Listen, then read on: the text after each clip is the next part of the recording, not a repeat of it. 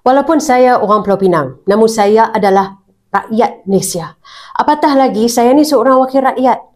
Oleh itu, wajiblah untuk saya bersuara mengecam segala tindakan penghinaan terhadap bendera negara dan negeri kita. Yang mengibarkan bendera dalam keadaan terbalik adalah satu jenayah yang serius yang perlu ditangani dengan undang-undang yang lebih tegas. Kerana ini bukan kes pertama. Ianya hampir setiap tahun berlaku. Kalau bendera dikibarkan dalam keadaan lusuh, lagilah sepanjang masa berlalu. Saya fikir rakyat Malaysia, tak kisahlah kaum apa pun, dah semakin hilang semangat patriotik pada negara. Dan ini adalah satu perkara yang sangat merisaukan. Kita harus tangani isu ini dengan undang-undang dan juga yang paling penting pendidikan. Apapun, saya menyuruh agar si pelaku ini diambil tindakan tegas. Kerana bukan satu tetapi dua bendera dikibarkan dalam keadaan terbalik.